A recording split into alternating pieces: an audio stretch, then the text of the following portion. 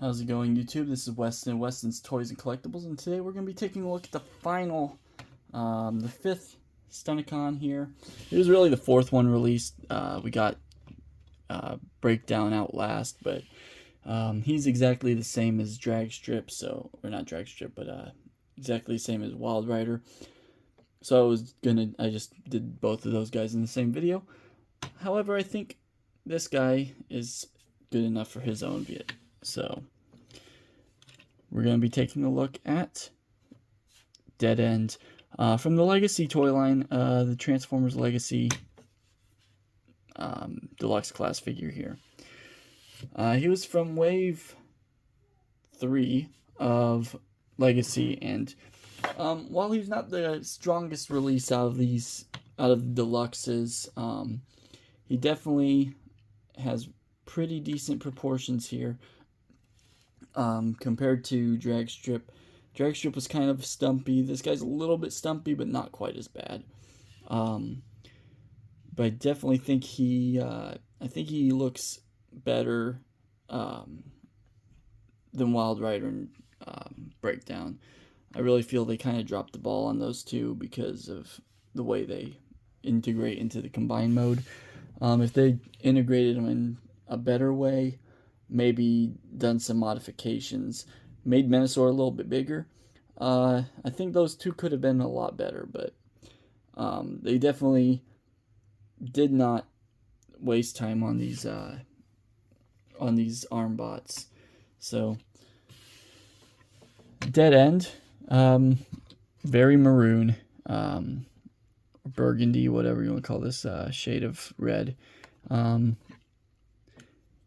Yeah, it's kind of like a toned down, but it looks nice here. It looks nice on him, with the black and the silver accenting it really nicely. Got a little Decepticon badge here in the middle of his chest. So, nice orange for his mouth plate, and then the purple for the visor. Yeah, and his head's actually painted black too. Speaking of heads on a swivel, I think it's the same kind of mushroom attachment as the other guys. That or it's on a pin. It might be on a pin. Go ahead and pull this. Nope, it's on the same mushroom attachment, so I guess it'd be easy to swap out if you got like a 3D printed head for him. Yeah. Backpack's not egregious. It's not nowhere near as bad as the other guys. His legs are weird though. So his legs are the back half of the vehicle, but the way that they've done them, I feel like they were kind of forced to do his legs this way just because of the arm gimmick, the splitting in half gimmick. But if they could have found a better way to actually make these legs, so that they had proper feet and they weren't so like thick here at the back, because it does hinder his knee movement a bit. I think that would have been great. Whereas right now we've got these just kind of stumpy boots and they just kind of flare the wrong way. I'm trying to articulate it as best I can, but whereas Breakdown and Wild Rider had the legs kind of flared downwards, his are flared up. And yeah, it doesn't look great, honestly. I feel like they could have done more there. The upper body though is where this guy shines, and it seems like it's two parts of two different figures in some aspects. Articulation, like I said, he has a swivel here on the head. He's got the swivel all the way around. You don't have to move it out of the way to get past the kibble. And then arm goes out to a T-pose. Less than 90 on the arm, on the elbow, which is not ideal, but it's also not a deal breaker. Then we get the rotation here on the bicep. Nothing at the wrist, which is a bummer. Not even an in and out. It's just static, one piece. which I think that's how. Yeah, that's how drag strip was too. The wrists were locked in place. Waist swivel, his is a little bit loose. And then he kind of gets a little bit of, wiggle back and forth just due to the way this mechanism works in here. Forward's not great. He gets that far.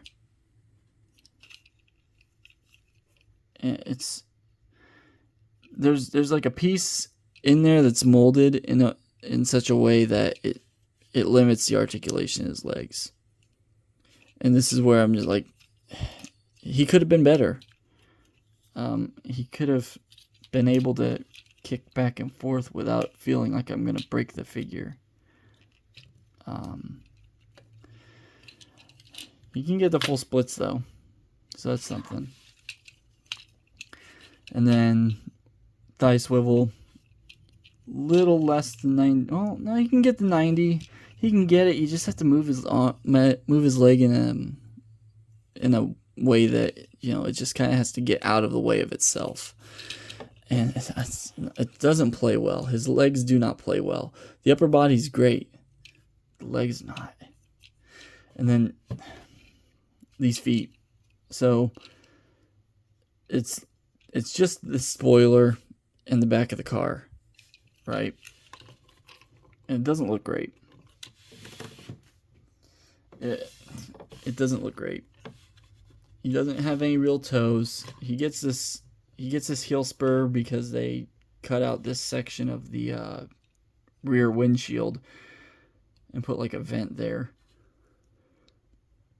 I do like they put some piston detailing in there. That's pretty cool, but yeah, it's just, and then they go out that far, but they want to bend backwards when you go anything past here, which I guess that's more than what you really need. But also they go backwards way too easily.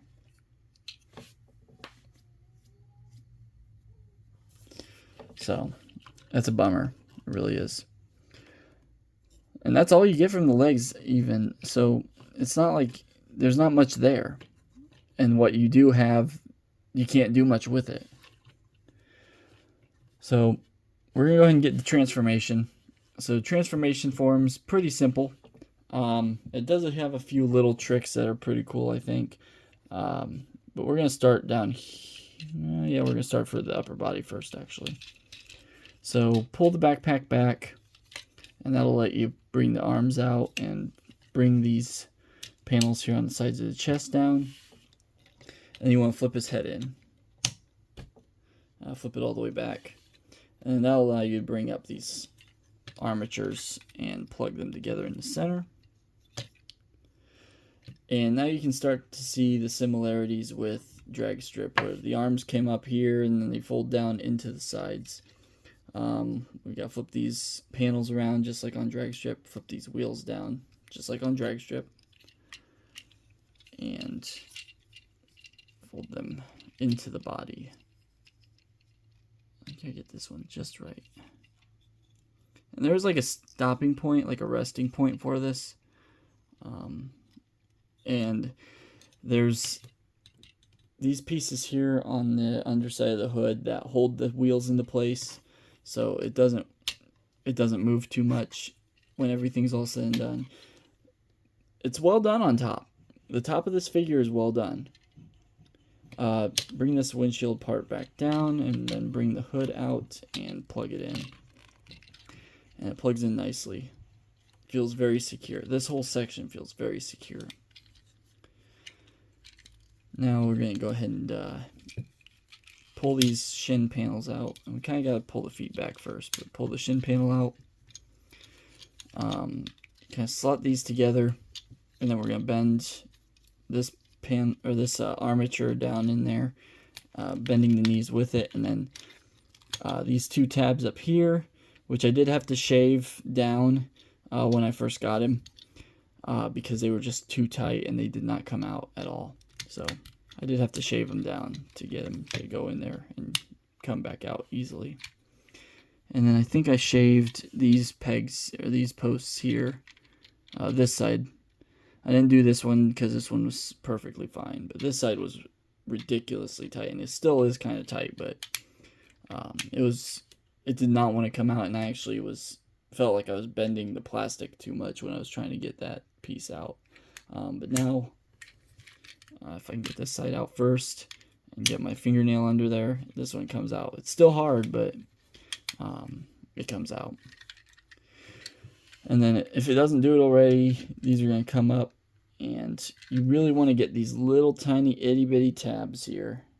Get up here.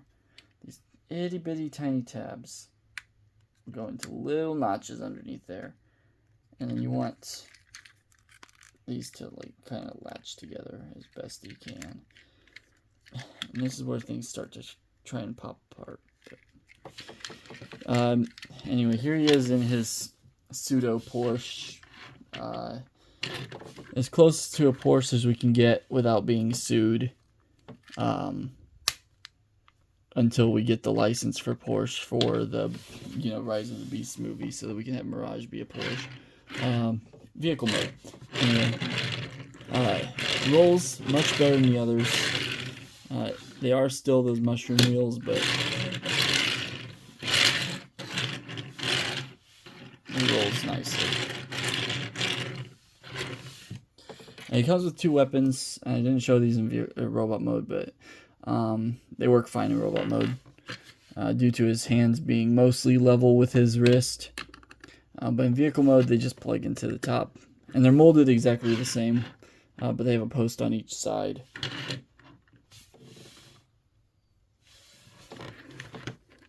And then to get them into arm mode, because really there's not much else to look at here. These are painted. This is painted. This is actually molded and painted. The stripe is, which is nice. That's paint. All the windshields are paint, which kind of makes them stand out against the others. The rims are painted.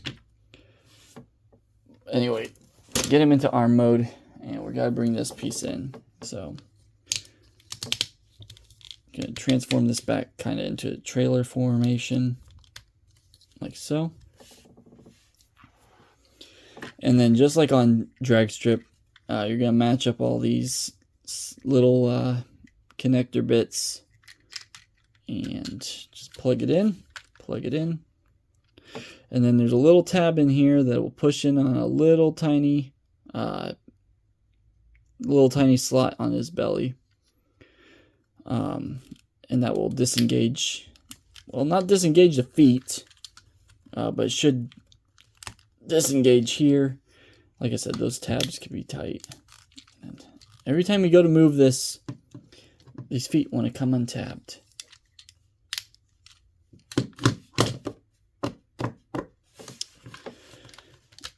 Bring this down and back up. There we go. Now get these back situated where they need to be. Behave. There we go. And then bring these wheels back in. So there's the arm. So not bad. Articulation. Get the 90 degrees. You get the full 90 degrees from him. So that's nice. The swivels. And hand swivels. There's not much else in this. It's an arm. And when we bring Menasor back in, it's kind of a shame you have to detach these guys to connect them. I guess you could always have it out like this when you plug the arm vehicles on. I guess you could always, have it like that, so it's, you can attach here and then it transforms down into its arm mode.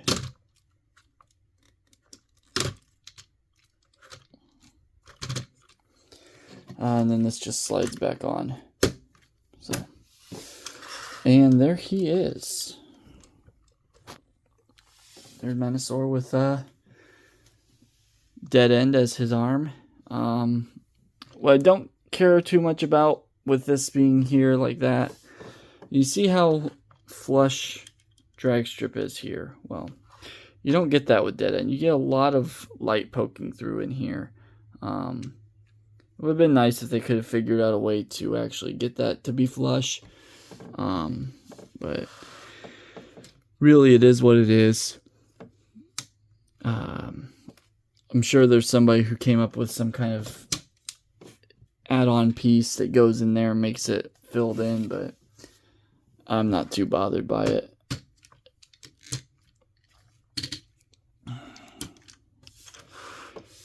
So now that we've got him all together, we can go ahead and take a look at his articulation once more with everybody attached. With everybody attached, though, he is more top-heavy. So he wants to lean forward.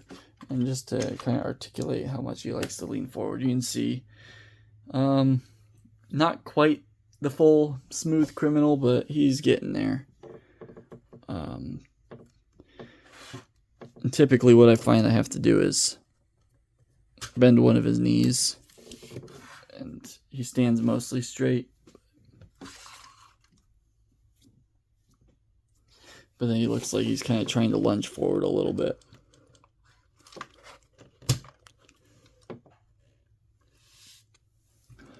So, we can go ahead and take a look at his articulation now. Head's on a swivel. I think I covered most of these in the Motormaster review. These shoulder ratchets seem like they're not as weak as they don't look as weak as they feel in hand. Like, I know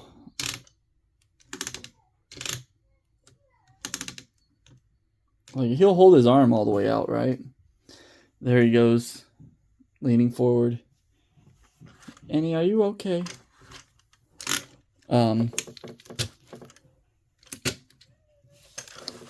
Yeah. And don't put both of his arms forward because he will fall. Like, he does not like that. These ankle joints are just kind of loose, is really what it is. Swivel here, that one's kind of loose too.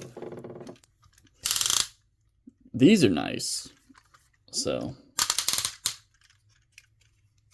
back and forth, full split that way, and then he gets the full split the other way too. Let me rotate this so we can.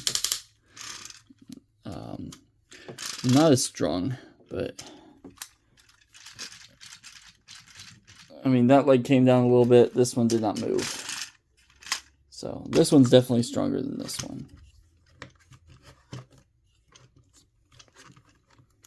The knees, get 90 degrees out of that. And then the ankles, you can get quite a bit out of the ankle there.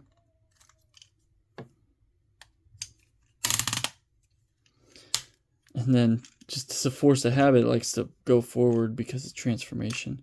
And I think I've tightened these up, and it doesn't help. The ratchets are just kind of weak down there. And then these panels kind of flip-flap in the wind here. These ones stay pretty sturdy, but these ones seem like they're a little bit loose. Well, I guess those are about the same. So, that's a bummer. But all in all, he's a pretty nice Menasor figure for what he is. He's definitely better, in my opinion, than the Combiner Wars figure. It is a bit of a shame we have to get all these parts forming pieces to make up this tower that just kind of sits to the side until he's in vehicle mode. But like, there's 3D third-party upgrade stuff for that to make it into some massive cannon. This is alright. So, should you get him? Yeah. If you like Menasor, get him. And if not, he's a good figure. He's not, he's a good toy. He's a really good toy. For the price you're paying here, I think he's definitely worth it. 25 a pop for each of the cars, and then 80 for the main bot. It's not bad. It was at 180 total, and then if you wanted to, you can make him better with, the third-party upgrades. You're not getting any third-party Menasor for $180, definitely. And I've seen some of them that have worse standing issues just because of how much they weigh. Yeah, he's pretty alright. I like him. He's basically stands on my shelf and looks pretty cool.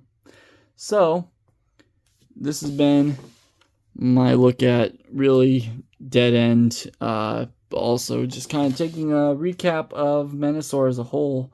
I like him, and I think he's pretty good. He's not perfect, but he's definitely worth what I paid. So, if you want to get him, I know Hasbro actually just recently released the toy accurate versions, whereas these guys are going to be their cartoon accurate.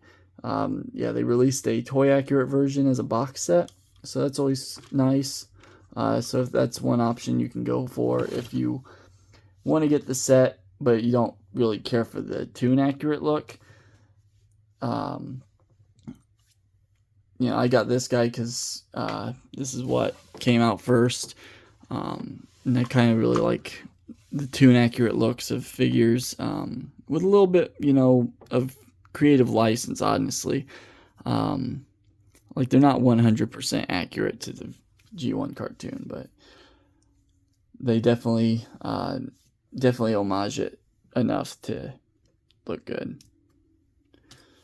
So, yeah, this has been my review of Dead End, final part of the Menasor review series. And until next time, till all are one.